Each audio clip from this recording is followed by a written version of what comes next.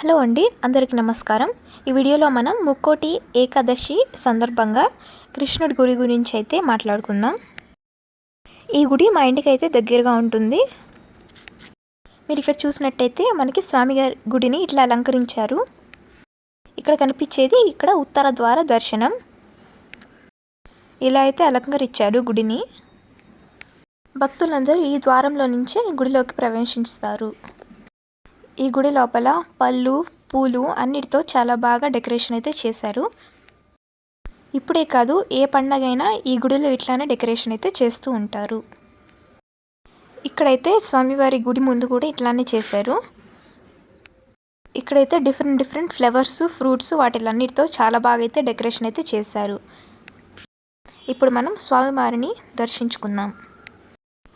రాధాదేవి మరియు రుక్మిణీదేవితో కృష్ణుడి విగ్రహం అయితే ఉంటుంది. ఈ గుడిలో అయితే మనకి శివలింగం కూడా దర్శించుకోవడానికి ఉంటుంది. ఈ గుడిలో అయితే మనకి కనకదాస ఫోటో కూడా చాలా అందంగా ఉంటుంది.